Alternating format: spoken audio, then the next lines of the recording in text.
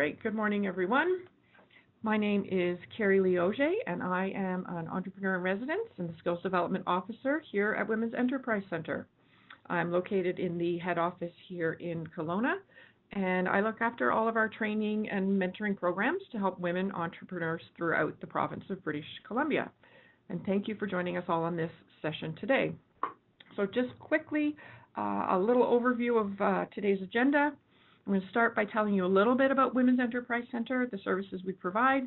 I'll introduce our guest panelists today, and then we'll get started with the discussion to answer some of the questions you submitted when you registered. And also, please be sure to have a pen and paper handy to write down those questions you do have, and we'll use the chat and Q&A features to direct those questions to the panelists at the appropriate time as well. So Women's Enterprise Center is the leading business resource for aspiring and established women business owners in BC. We provide business loans of up to $150,000, skills training, mentoring in both a peer group and one-to-one format, business advisory services, and offices from our resources from our offices located in Kelowna, Vancouver, and Victoria. And our passion is to empower entrepreneurs to their business success. We're a nonprofit organization funded by the federal government through Western Economic Diversification, and we're part of the Women's Enterprise Initiative, which includes very similar organizations in Alberta, Saskatchewan, and Manitoba. To stay informed of what's happening in your area, to learn more about our services and resources, please go to wec.ca and sign up for our e-news and e-blasts. So again, just a quick reminder to please use those chat and Q&A boxes on the right-hand side of your screen to submit questions. And if you're not seeing them at the moment, look at that top right-hand corner of your screen, and you should be able to turn those features on. So joining me today for our topic of top 10 legal tips for new businesses, we have Andrew Hennigar and Darcy McKitrick. On the webinar today, we are going to talk about an overview of best practices for new business owners, including tips for incorporating your business, deciding on a corporate structure, developing some of those key documents, navigating raising capital, and also some certain employment and tax issues. So, brief introduction today. Joining us, we have Andrew. Andrew focuses his practice on merger and acquisitions transactions and debt and equity corporate finance, including private equity and venture capital transactions. He regularly advises clients in share and asset purchase transactions, investment transactions, corporate structuring and restructuring, shareholder and governance matters, and commercial contract negotiation. And Darcy, her practice is primarily focused on transactional work with an emphasis on project development and project finance, private company mergers and acquisitions, corporate reorganizations, and Aboriginal engagement related to project development. She also assists clients on a wide range of commercial matters, including business structuring, financing, and regulatory issues. So thank you, Andrew and Darcy, for joining us today. I'm going to hand it over to you now, and I will quickly, bring up your presentation here. Let me scoot back to the top. There we go. So Darcy and Andrew, I hope you can still hear us and that we can hear you. Welcome this morning. Thanks, Kerrilee. Thanks for the introduction, and welcome everybody. As Kerrilee mentioned, today we're going to be running through a presentation of top 10 legal tips for new businesses.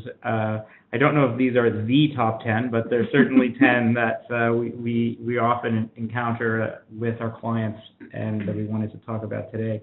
The goal of this presentation is to highlight for you some areas that you should be considering in the development of your business.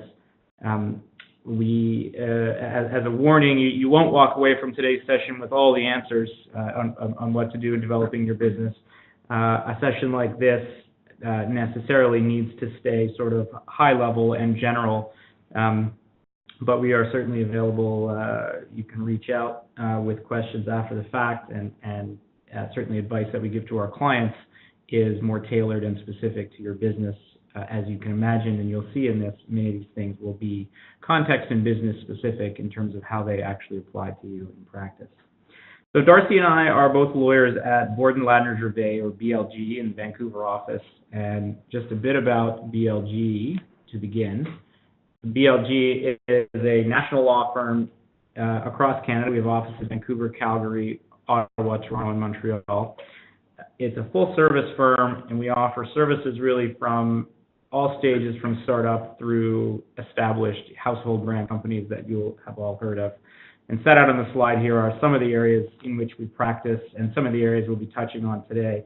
And also to highlight, some of the areas we'll be touching on today are not the specific expertise area of Darcy and myself, but certainly we have the support of colleagues in those areas for issues that get more technical and more deep. So because it's probably quite relevant to this audience in particular, I'll just talk a little bit about our Driven by Women initiative here at BLG. It's something that we are actually very excited about. It was developed internally by a few women here out of a desire to better support women leaders in the business community, from entrepreneurship level to mid-sized and large businesses to angel investors. So we do this through three primary pillars, being community building events, value-added service, and flexible fee arrangements. So community building events, which are probably my favorite because they allow us to get out of our desks and get out into the world, are where we get into the business community and connect with women's organizations such as Women's Enterprise Center, provide workshops and presentations like this one, and host events at our office, which helps foster and grow the community of women leadership. Then, if and when you're ready to become part of our program, Driven by Women will actually pair you with a female associate here in the firm, or a junior partner, and the value add here is really twofold. First, it's great value for you as a client, because although that associate may walk down the hall and get expertise input from a partner here and there, much of the work is being done at a lower associate rate, so that's great for you. But then second, the flip side of that relationship is that it actually helps us build our talent pipeline as well, to make sure that we are growing female leaders internally to contribute to that leadership out in the business community that we speak of. And then finally, we recognize what stage you're at in your business. So we have a variety of flexible fee arrangements that can serve you, from some great packages to get your business incorporated and organized to, for example, if we assist you on a financing, we will wait to bill you till you actually receive that financing. So we are definitely willing to meet you at whatever stage your business is at, so we can make sure your needs are met. So if you'd like any more details or information on Driven by Women, please don't hesitate to get in touch with me. Both Andrew's contact details and mine will be at the end of the presentation. So that's just our bios. I think we can skip over this one with Kerrilee's introduction already. So tip number one is to understand your corporate structuring options and keep it simple. So bear with me here. This is my attempt at making law a little bit more interesting. So when it comes to choosing a corporate structure, we almost always advise to keep the structure as simple as possible while also protecting your business. The two main concerns here when deciding on a structure are tax efficiency and liability. So the first thing we'll advise is that you get both an accountant involved right at the beginning, as well as a lawyer who can help you navigate any liability concerns. Accountant being on the tax side, of course. So we could probably host an entire WebEx on structuring, but today we'll keep it pretty high level and just talk about four primary structures that are available. So number one is a sole proprietorship on the top left there. A sole proprietorship is most definitely the simplest structure. It doesn't require anything to be done in order to set it up. You simply go out and start doing business. So let's say we have, a woman, Sally, let's call her Sally, decides to start a business selling marbles. She just needs to go out and start making marbles or ordering marbles and selling them. Then she's running a sole proprietorship right from the get-go. The important thing to remember here is that a sole proprietorship is not a separate legal entity. It is just the person. So there may be some tax advantages that come with that, which is great, but you are also, the downfall is that Sally is subject to unlimited personal liability for anything that happens in the business. So, like hypothetically, if she's running her marble store, someone slips and falls on some rogue marbles and sues the business for it, all of Sally's personal assets, including her house, her personal bank accounts, etc., are exposed. In the same way, any contract Sally signs, even if she does so under a business name that she's using, she is personally bound by.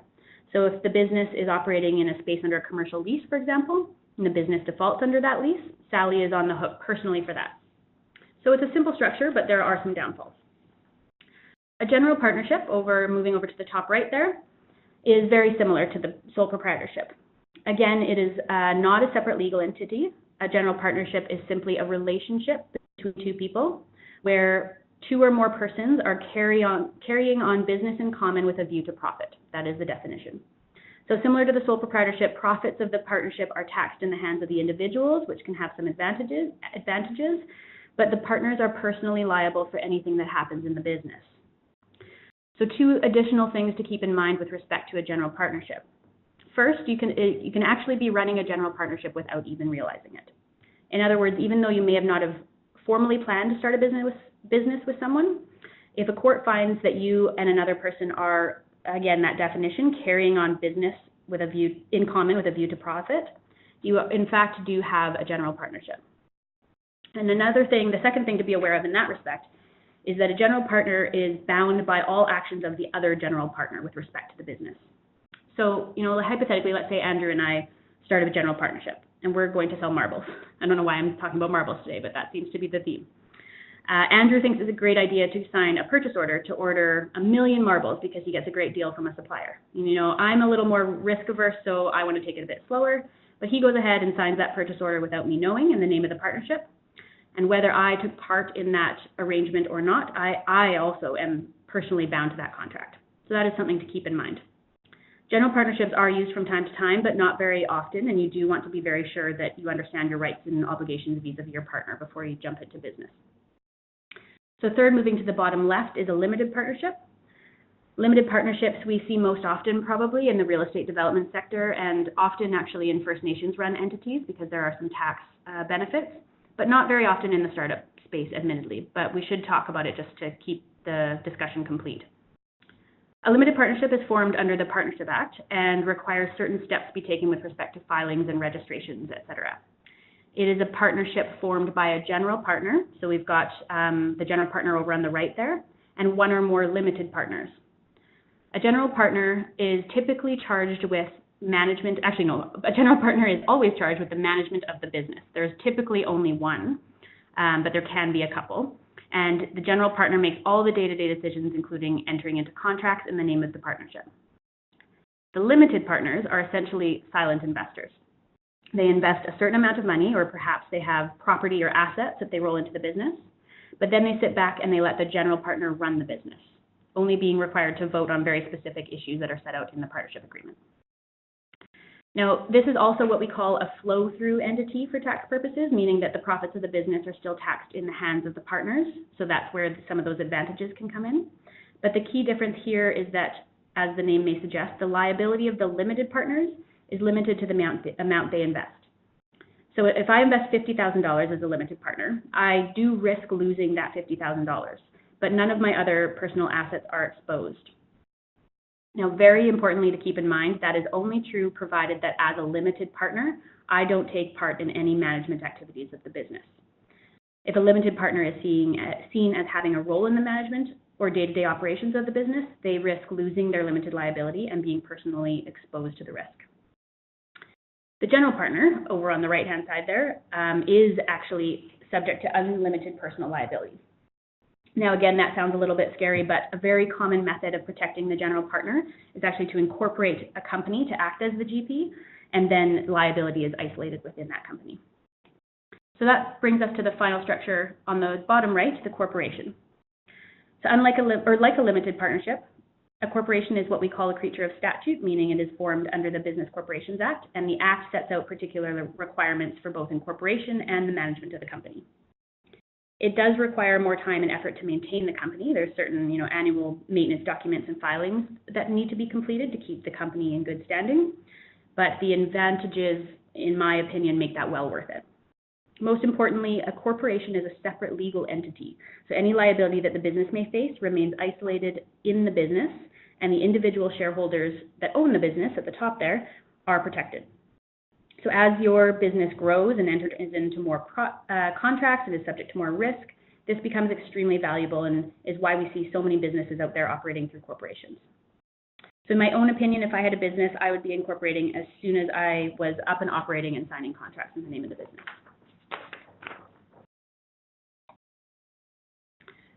So that brings us to our second tip. Keep your business well documented, and then in other words, keep great records.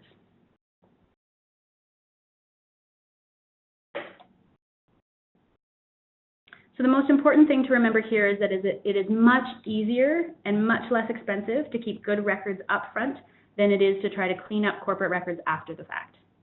We have seen so many instances where a busy startup has, been very involved in the running of the business and has neglected record keeping for a year or two while they've been receiving shareholder loans and issuing equity, et cetera. And then it requires, $40,000 or $50,000 to clean it up when an investor comes along and wants to see their corporate record book, or, at times even up to $100,000 to go to court for a rectification if an agreement can't be reached between the parties running the business. So can't stress enough how important it is to keep really good records. So sole proprietorship, as I said, there are not many legal records required. Part of that is the beauty of its simplicity. But do make sure if you're running a sole proprietorship that any agreements you enter with suppliers, customers, contractors, et cetera, are very well documented. A partnership, it is our strong advice that if you enter a partnership, to have a partnership agreement prepared. Not only will that govern how you run your day-to-day business, but it also provides specific mechanisms for the partners to exit the business, or for one to buy out the other, et cetera, or for another partner to come on board, and that becomes very important down the road. When disputes occur, that becomes the most gray area in your business, and the best thing you can do up front is make sure that everything is going to be clear when you come to that point, so there are no misunderstandings or ambiguity. And then finally, a corporation, as I mentioned, initial incorporation does require a bit more paperwork to file with the registry. There's the incorporation application and notice of articles, et cetera. But what we often see actually is a new business filing all of the required paperwork through the registry, but then neglecting to prepare the organization resolutions that need to be kept separately in the minute book. So that includes things like directors' resolutions required to actually issue the shares to the founders and evidence how many shares were issued to whom. That's really important because if there is a dispute down the road again, if you've been fortunate enough to have an angel investor come on board, it becomes very important that there are really good records of what shares are issued to whom, et cetera, and who has what rights.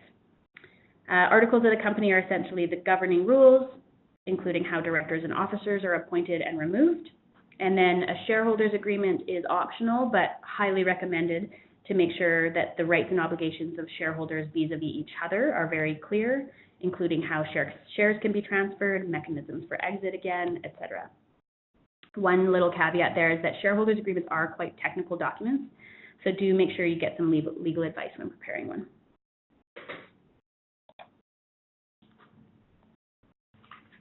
Moving on to corporate finance. Tip number 3 is to understand the stages of capital raising. Many of you out there are probably in varying stages of capital raising, whether your business is just an idea at this point and you may be soliciting friends and family for their general support level, or whether your business has been operating for a few months, a few years, what have you, and are progressing to need more cash. But whatever stage you're at, unless your business generates sufficient revenue really right off the bat, you will at some point likely need financing. And it's important to consider financing not only that you get from third parties, but also financing that you personally put into your business, assuming you are one of the entities that Darcy mentioned before and not just a sole proprietorship. It's important to consider the money that you're putting in, whether it is to be treated as debt or to be treated as equity ownership stake in the company, and also to keep records of it, when it goes in, how much goes in, et cetera, so that you can track all of these things for a number of reasons, for your own accounting and tax purposes, as well as when you take on additional investors, if you do, as Darcy was mentioning. So in broad strokes, there are sort of a progression of fundraising stages that companies often go through, and by no means are these hard and fast rules. You may skip one or more of these stages or never get to one or more of these stages, but just to run down the list, founders, friends, and family, the first place people often look for money is with your friends and family who are looking to support you as you start a new venture. And many times people who are coming in at this stage, if you're lucky, they may come in simply as common equity holders. More often, they'll come in as debt or convertible debt holders, so that if the company doesn't take off, they've got some rights as a debt holder in a bankruptcy process to maybe recover on the liquidation of the company's assets. We have in the list here non-dilutive sources of financing. So these are things that people often overlook but can be very valuable to new companies.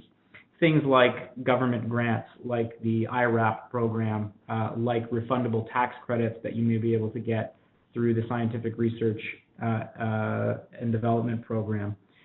These sources won't affect your ownership or control of the company generally. They're simply money that may need to be paid back or may not need to be paid back in some cases, depending on what the source of the grant is. So, like I said, something often overlooked, but something that can be an important source. And certainly it sounds like Women's Enterprise Center it would be a provider of non-dilutive financing in the form of loans it provides. Angel investors, typically these are high net worth individuals, perhaps individuals in the community in which the business operates, who have done it before, who have been successful, who can provide not only cash, but perhaps also connections or advice as a board member. Following that, once you tap out your angel network, people you'll often hear referred to as a Series A round, and this is really your first bona fide effort to raise money from a large group of third-party investors. Series A rounds can vary drastically in terms of amount of money, but often will have one lead investor that dictates the terms on which they're willing to loan money, and then everybody else who comes into that round gets the benefit of whatever terms that person negotiates. This is often where you see venture capital investors come into the picture. And it's also often where you see preferred shares enter the picture.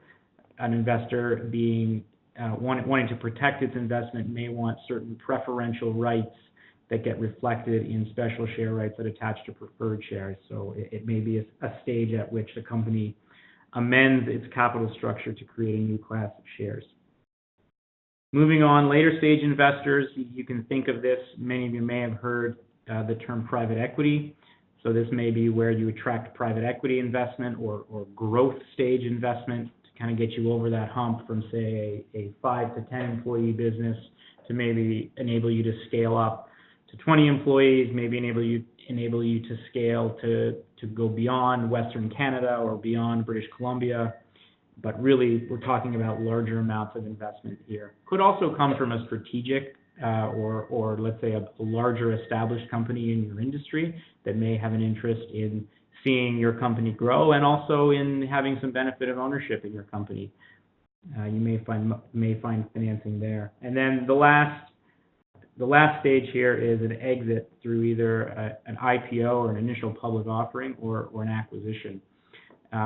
This is not something that happens for all companies. Certainly, there are plenty of companies in British Columbia that grow up and are owned and operated by their owners for 30 years.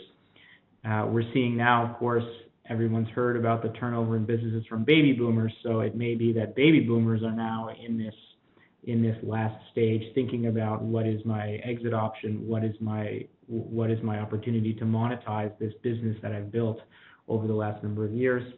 But it also certainly could be that you're starting a hot marketing company, for example, and there's an IPO opportunity for you within 5, 8, 10 years of starting, or you're a company, look at a Vigilon just last month, operated, went through all of these stages, became a public company on its own, and now has since been acquired by Motorola. So this list is sort of broad strokes, and as you go down it, you can kind of think that as you get closer to, further away from friends and family, I should say, and more involved with third-party investors, you can expect documentation governing your rights as a business owner to become more complicated. You can expect to have more restrictions placed on you as you become increasingly the steward of other people's money. and you can expect to have to give up some voting and operational control of the money in favor of those whose investments you've taken on.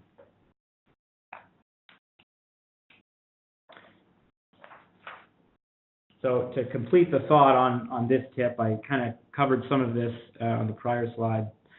The impacts at each stage of financing. As you sell in bigger amounts, depending on how the valuation of your company is affected, you will be giving up dilution, economic dilution, as well as voting control. You may have repayment obligations to consider when you're taking on debt, or other grant programs may have repayment obligations that may be automatic, or they may be triggered upon the occurrence of some subsequent transaction that you need to be aware of.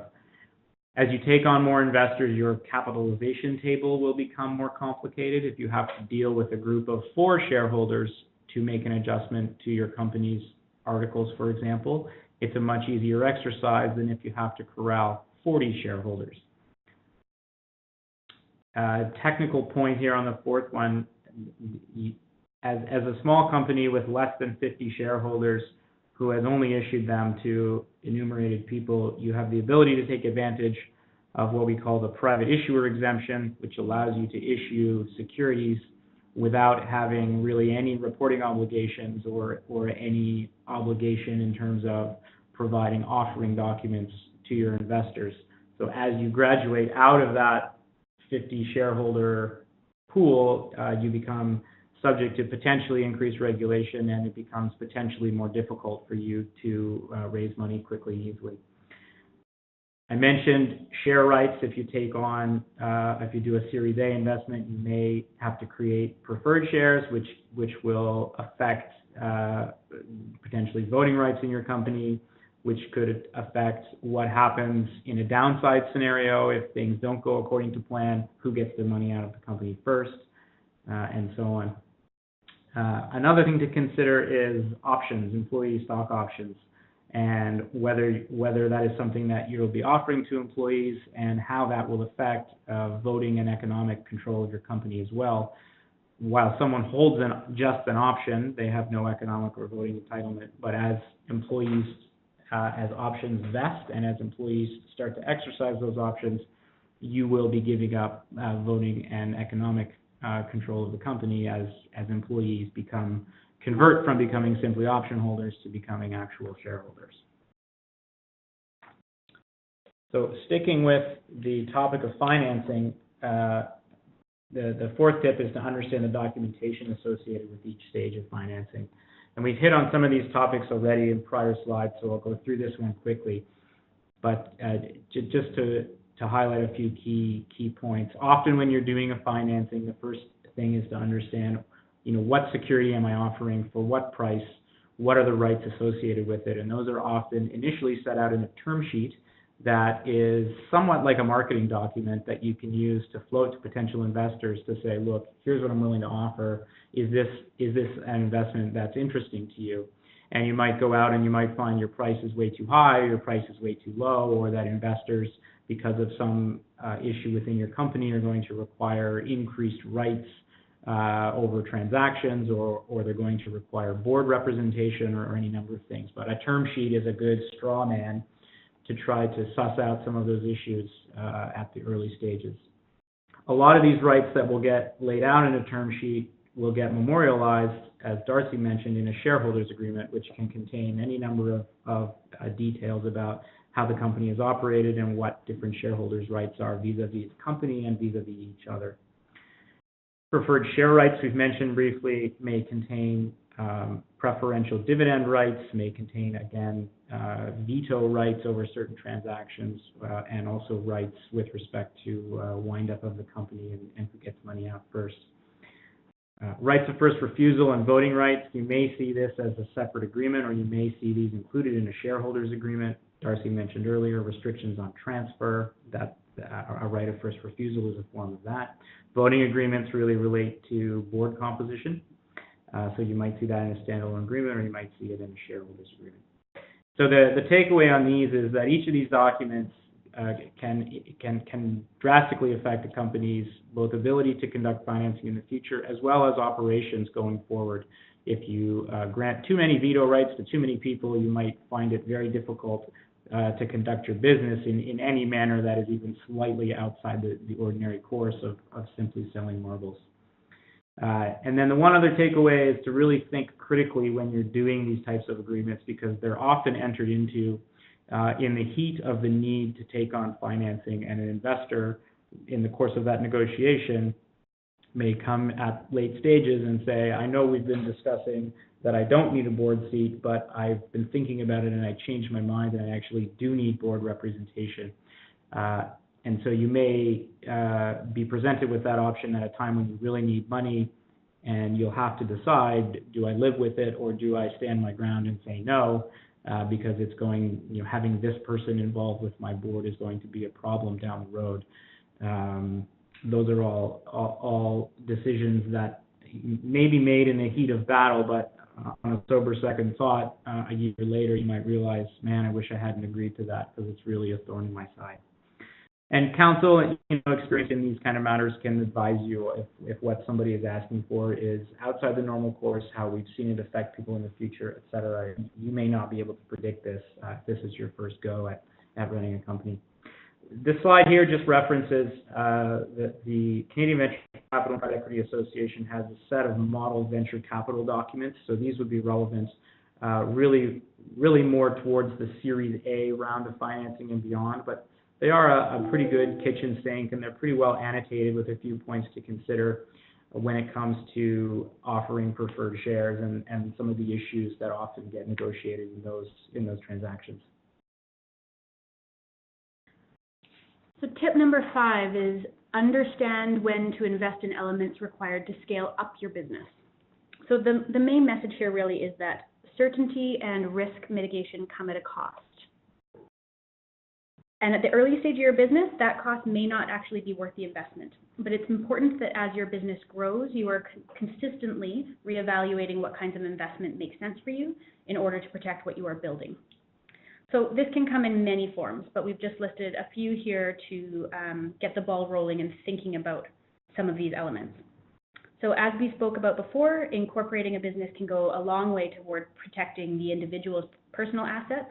So even if it makes more sense to start as a sole proprietorship, and many businesses do, we recommend that you're constantly thinking very seriously about incorporation as your business evolves, as you're engaging in more valuable contracts and operating at higher stakes.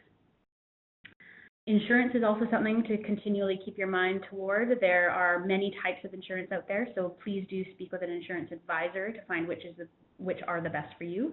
But knowing that at various stages of your business and depending on what kind of business you are operating, different kinds of insurance may be useful. General commercial liability insurance is almost always important, of course, and particularly perhaps if you're running a sole proprietorship because your assets are personally at stake. But perhaps also if you incorporate and you have a board of directors now, you'll want to think about directors and officers liability insurance. Or perhaps if you operate in the web or software spaces, so many of startups do these days, there's now insurance that cover various cybersecurity risks as well, which Andrew will actually talk about a little later. So keeping in mind that as your business grows, you want to be constantly reevaluating. And it's okay just to leave you with an impression there. A lot of the things we're talking about today are best practices, and certainly you can't do everything at the early stages of your business while you're principally concerned with getting revenue in the door. And so, Darcy's point is a good one, and nobody should feel judged. Certainly if they're out there operating a business without insurance, you're not alone. And that is just an analysis that you've undertaken, and you've decided from a cost-benefit perspective that it's not something that you can or need to shell out for at this point. So every business is unique. And perhaps I'll actually just go back to speak a little bit about contracts. I've got that listed as the last one. Keep in mind that as you grow, you'll want to give some thought to how your contracts can actually grow with you. So in the early days, it may be the case that the only written contracts you have are purchase orders, which may set out very basic information, price, the parties, the product that's being delivered. And that may be fine at the beginning when purchase orders are for maybe $5,000, $10,000 or less. But when you land that first $1 million account, or you hire a higher salaried employee, you really want to make sure that you've got more substantial terms and conditions contained in those agreements, simply because more value of your business is at risk, and you may also have more leverage at that point to dictate certain terms of those agreements that are more favorable to you. So do keep that in mind as well. So tip number 6, IP, develop an IP strategy early. And this is more or less applicable depending on the nature of your business, but just to drive home the point for everybody that even an industrial company or Darcy's Marble company, which may not have a lot of its own unique patents or things that people typically think about as IP, may certainly have value in trade name that it needs to think about protecting, or its brand generally. So IP largely breaks down, for our purposes, into 3 buckets here to talk about patents, trademarks, and then kind of other types. Patents, I think many people have a general idea of what a patent is. It's an idea or a process that is a new or improved improvement over something that's never been done before, or never been practiced before, in the language of patents.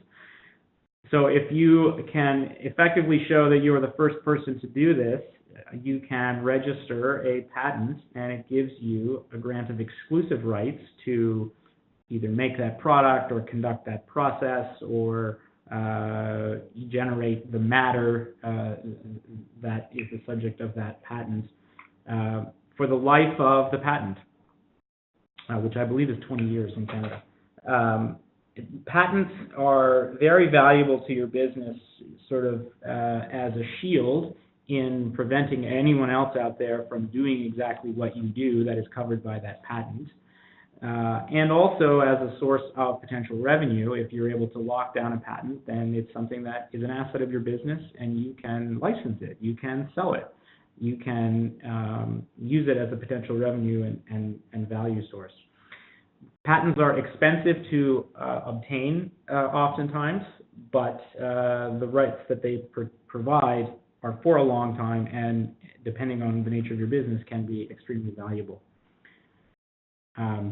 Trademarks are a sort of simpler form of IP, and these are distinctive words, phrases, or logos that are associated with your products or services. So a couple of examples here. Google, both the word Google and the design Google, I would expect, are registered trademarks, as well as Adidas, both the name and the logo are registered trademarks. And trademarks, just so you know, can take 2 forms. They can be either registered or unregistered. So even if you don't have the wherewithal to go through a trademark registration, which is much less expensive than a patent registration, I should say, but even if you are just simply out there conducting business and IP is on, well down your list of something to do, it may be that you can assert trademark rights, unregistered trademark rights, in the name of your business or in the name of one of your products that you're offering. So it's worth giving some consideration whether you should be asserting those rights, and by asserting those rights, I really mean doing something as simple as including a little TM next to your logo to demonstrate that you are asserting trademark rights in that logo, versus an R with a circle, which indicates that the trademark is actually registered. But you may have some benefit of doing that. And actually, a trademark that is unregistered, if its use predates someone trying to register a trademark, you may actually be able to defeat the registered trademark and become the valid holder. So think about whether there's anything in your business that is unique, a logo, a name, etc., that you perhaps should be asserting trademark rights in, even at this stage, even if unregistered. Then the last bucket of IP that we talk about is things like copyright, industrial design, trade secrets, know-how, all of these types of things that are really sort of, some of them are inherent in the things that your employees possess, and something like copyright, for example, is the rights are created, when the copy, the writing is produced, so it's an automatic protection. and just something that you need to, if you have copyrighted material, you may want to, again, assert rights in it. You'll see on all sorts of things in the world that people will indicate copyright at the bottom of it, just to make clear that that copy belongs to the company. A note on all of these sources of IP, an important point is with respect to ownership. Many of you will be hiring employees. You may already have employees. And in Canada, generally, with respect to patents, the rule is that a patent that's created by an employee in the course of performing his or her job is the property of the employee who produced it, absent an agreement assigning those rights to the company. So you may have heard this before. An important step, particularly if you're in an IP-heavy company, is to have your employees be signing assignment agreements that assign not only anything they've already produced, but anything they may produce in the future, assigning the ownership rights of that to the company. And similarly, with trademarks are a bit easier. Trademarks created by an employee generally belong to the company, but you may be in an issue where you have a trademark that was developed by a consultant. You hire a PR company to design your logo. Who owns that logo? You'll want to make sure that whatever the terms of engagement with the contractor are, provide that the company takes ownership of its IP. So IP can get very technical and can get very expensive, but there are a few things that you should pay attention to right off the bat to be thinking about your strategy generally as your business develops. So tip number 7, determining the appropriate type of relationship for those who are working for the company or the business. And you may have some already, and this will just create a little bit more color around those people. So on a high level, there are 2 types of relationships a business can have with someone working for it: an employee in the formal sense of the word, and what we call an independent contractor. Now, the distinction here is important because it actually determines what types of obligations a business has with respect to the person, including who must collect and remit CPP, EI, other income tax deductions, and whether certain minimum standards must be met with respect to the engagement, so which I'll talk about in the next slide. Also important is that this is actually a fact-based determination, meaning that whatever you call the relationship, it actually doesn't matter. Even if you have an employment agreement that says employment agreement at the top, a court will, or the CRA will look to the elements of the relationship, in fact, to determine whether you have actually hired an employee or an independent contractor. So there are various elements, but this includes things like the level of control or direction the business has over the person. If the business dictates when and how the work is done, for example, it's more likely that the person is an employee. Chance of profit and risk of loss. So if a person has the possibility of making more money through performance bonuses or losing money if the job takes them more time or materials, cost more than expected. Just as examples, it's more likely that they're an independent contractor. If the business provides a place of work with all the tools, equipment, computers, etc., if you have an office and your person that is working for you can come in and just start working, then it's more likely that they are an employee. So not only is this important as you're running the business, as it dictates obligations that you have to that person, but we actually see the uncertainty in the employment relationship become a problem during the sale of a business as well.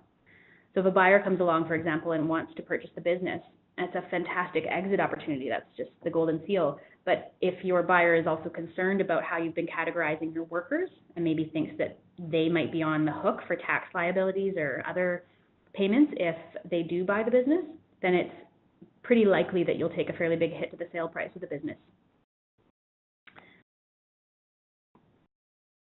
So that brings us to our next point, that if you are hiring an employee based on those factual determinations that we talked about before, be aware that there are minimum entitlements and rights that that employee will have. So those rights of an employee will be found under the BC Employment Standards Act, the policy behind this being to protect employees in our province, of course.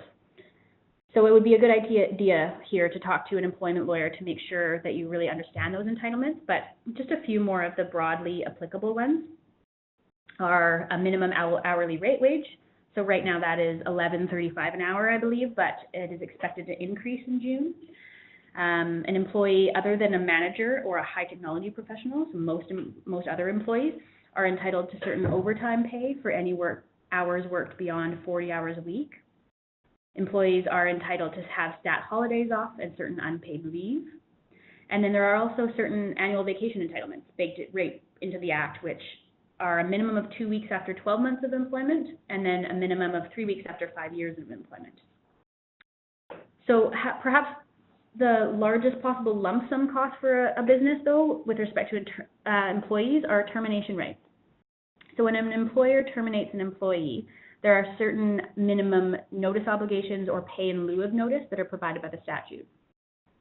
But on top of that, there are also certain common law severance requirements, which may equate to much more than the statutory minimums, depending on the length of employment and the salary of the employee.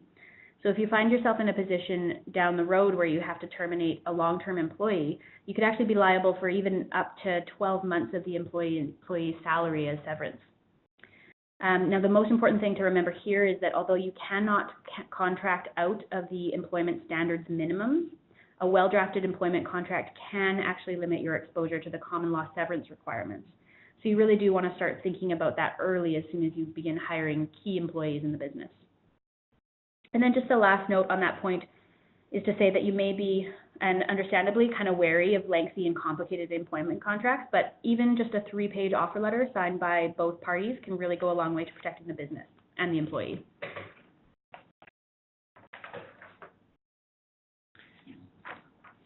Moving on, tip number 9, talking about cybersecurity. And the tip is to protect your data and systems.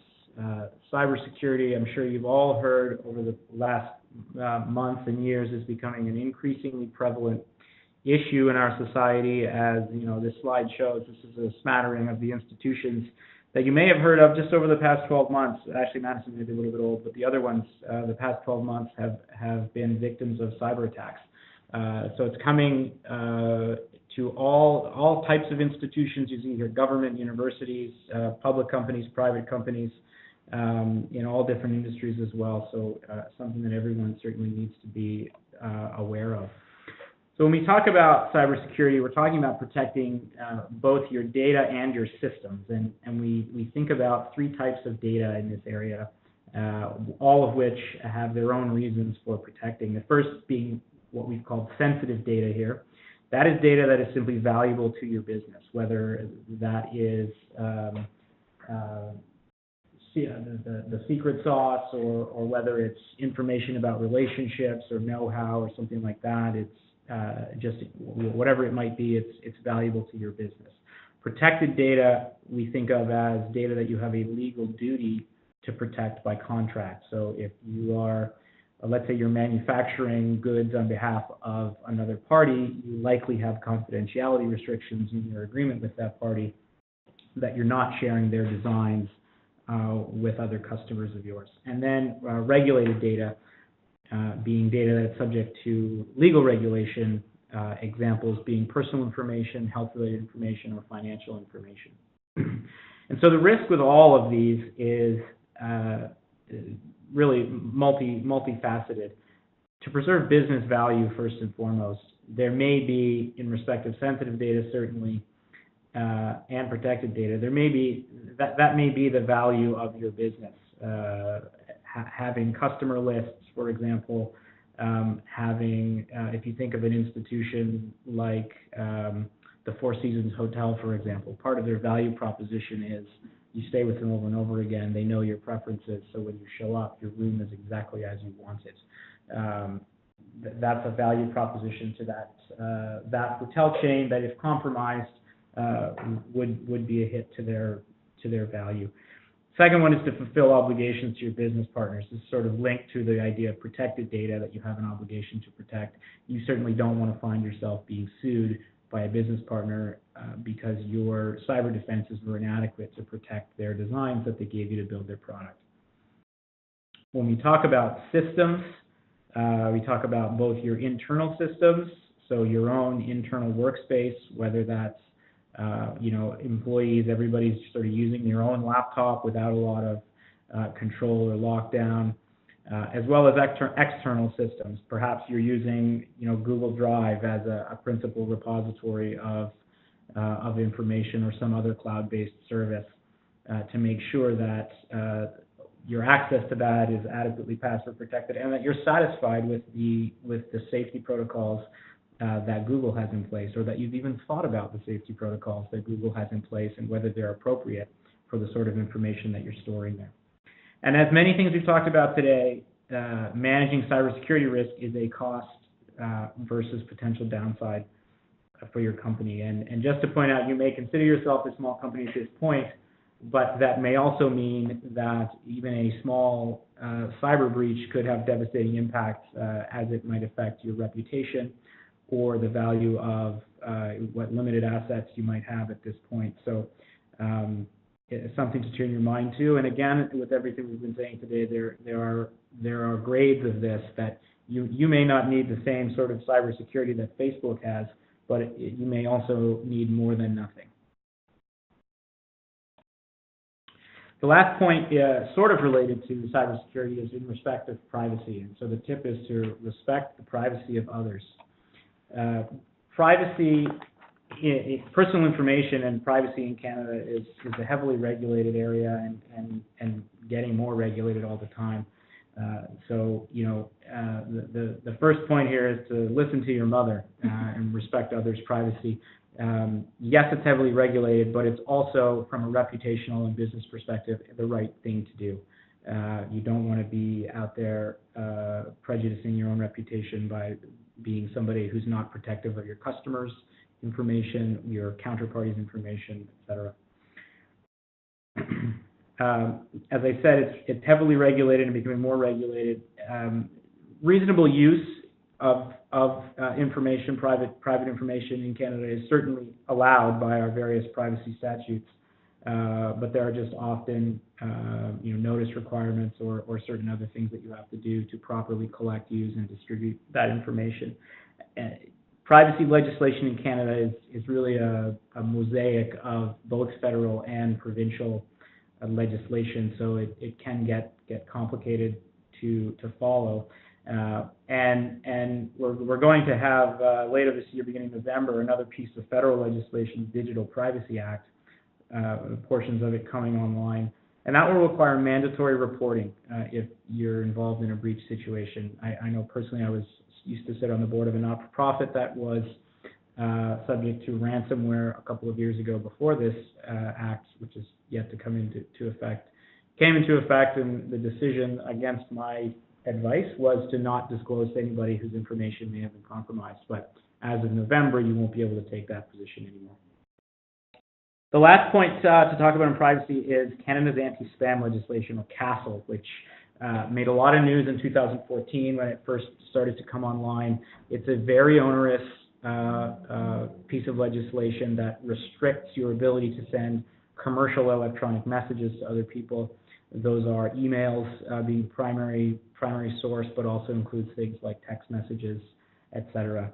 So from a high-level perspective, Counsel requires you to have either express consent or implied consent through any of the enumerated implied consent categories to send somebody a commercial electronic message. And in those implied consent categories, certain of them have expiring timelines, and there are background sort of record-keeping obligations with respect to when people provided you consent, when that consent expires, and also requirements for unsubscribe mechanisms to be prominently displayed in messages that you send. A question we frequently get along these lines is, can I bury or include a consent in my general website terms of service? And the answer to that is no. Consent here has to be, like I said, either expressed through a click here to consent type mechanism, or one of the implied categories, which do not include that it was buried in some other communication. Failure to comply here can lead to fines. Locally, Plenty of Fish was one of the first to become subject to a Counsel fine back in 2014. There is an element of Counsel that provides for a private right of action. So an individual consumer could bring an action against you for violating Counsel. That particular right has been suspended by the CRTC pending review of it. I think some people got worried that it could create a free-for-all of people trying to take advantage of companies who were, in fact, perhaps acting on side but having to defend themselves against these claims. So for the time being, that is suspended.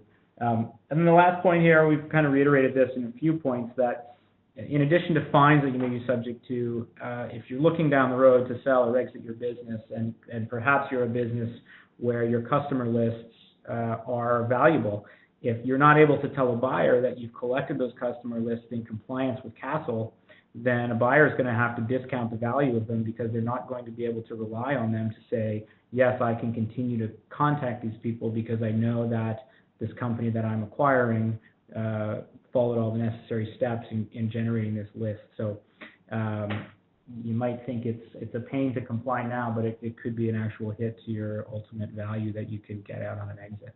So those are our top 10 tips that we wanted to cover today. I think we have a few minutes to answer any questions that you have, if we can figure out how to see them on the screen here, or by all means, our contact information is there as well. Feel free to reach out. As I mentioned at the top, we're not experts in every category of that we covered in this presentation today, but we certainly can refer you to colleagues who are, if you have a question that goes beyond sort of the base level understanding that Darcy and I have of some of these topics. Great. Thank you so much, Andrew and Darcy. That was very informative. I do have a couple of questions that have come in, and we've got a few minutes here. So I'll start with one here. If I've registered and started my business as a sole proprietor, am I able to eventually incorporate my business as it grows? So will that name, and I understand that when you're a sole proprietor, the business is your name. It's attached to you as a person, but you still could have registered a business name. So can you transfer that over into a corporation? Yeah, thanks, Kerrilee. That's right, and you can incorporate a business anytime, of course, as your business grows. And when you do register a business name, it's typically registered as a doing business as a sole proprietorship. That is registered in the corporate registry, and you do receive some protection for that. I believe you will still have to do what's called a nuance search, which is a name registration search to ensure that name as you want it corporate. The corporate name is still available. You know, as a corporate name, you'll be required to have Inc., Ltd, Corp, etc. at the end of it. There might be a few tweaks to the name that you want to create, but you will be able to incorporate and most likely will be able to transfer that business name over. Okay, great. And then let me look here. We covered a lot of the questions that have come in, which is great. But another good one is in regards to e-commerce online businesses. So they ask, I'm interested in legal tips regarding my e-commerce business. As an example, is commercial insurance really necessary? And info on selling into the U.S. and internationally, and how to stay out of hot water with a population who loves to sue. So what does that look like when you don't have that, traditional kind of storefront or office space and everything is done online? Yeah, so the initial part of that, I think, was a question with respect to insurance. I have an e-commerce client who does not have insurance. It's a business where it is actually approaching a size where the principal owner is strongly considering getting insurance. But it's the risk appetite that you have. Yes. You could become subject to a claim for any number of reasons. This particular client has had a bit of a dust up on a trademark dispute with somebody, and frankly is nervous that what happens if this dispute turns into full-blown litigation and I'm uninsured.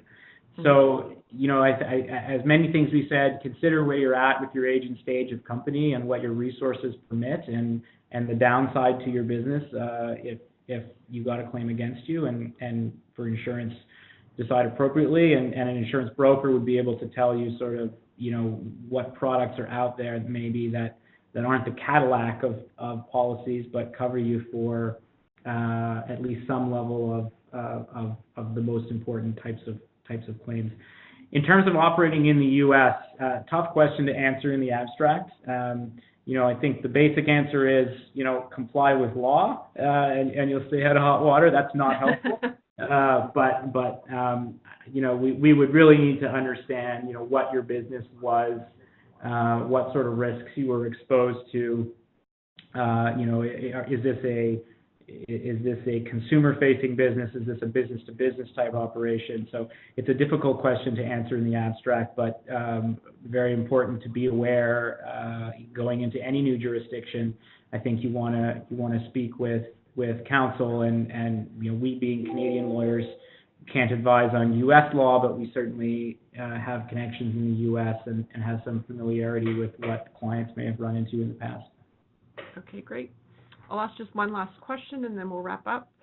So here it's asking, does your spouse count in a general partnership? So if you're the sole proprietor running a business, but you and your spouse work closely together on that business, would that then be considered a general partnership? And if so, does it matter? Are they, because it's a spousal arrangement, are there any other implications, I guess? That is correct, that if you are in business with your spouse, you are two individuals still as seen by the law, and you are indeed running a general partnership. So you still can bind each other and bind the partnership to any contracts, et cetera, and going forward. And business-wise, there is no distinction for spouses. I think some of the more tricky questions on that might come out of the tax implications. About how income is split and who records income for whose account, et cetera. And those questions are probably better directed either to your accountant if you have one, or to a tax lawyer who consider it. Neither Darcy nor I are tax lawyers, but my sense is that's where the more tricky issues would come up. The liability point that Darcy points out is absolutely correct, but hopefully you can trust your spouse not to be out there binding you to contracts without your knowledge. Okay. Great. Well, we're out of time. We're going to go a little bit over here, but that was such great advice. Thank you, Andrew and Darcy, for both answering those questions. And we do have a few unanswered questions, so I'll send those off to you, and maybe we can just send a couple of answers in our follow-up email as well. Sure. So thank you again. And for those of you joining us today who missed the first two webinars that we've done with BLG on negotiation and intellectual property, we'll include the links to those webinars as well when we send you out the follow-up email early next week. And then coming up on April 24th at 10 a.m., we have a Mentor Advisory Forum, which is a free phone-in session on embracing award opportunities. So it's a free session, and registration is now available on our website. So whether you're thinking of nominating either yourself or someone else, or you've been nominated and either lost or won, we're going to have some valuable tips there for you as well. And then starting on May 30th, we're offering our Build Your Business webinar series as well, covering topics such as financial understanding, marketing, and more. So these 5 sessions will run weekly from 12 to 1, so you can grab your lunch and sit at your computer and learn while you eat. And we'll include the registration details for that in our follow-up email as well. And also, to learn more about this, other events, and our resources, be sure to sign up for our e-news and e-blasts. So again, thank you, Andrew and Darcy, for sharing your top 10 tips. Provided excellent content and answers to our questions today, so thank you very much. Goodbye, everyone, and thank you for joining us. I hope you all have a great day. Thanks very much, Kerrilee, and it was our pleasure to be part of it. Great. Have a great day, everyone. Bye-bye.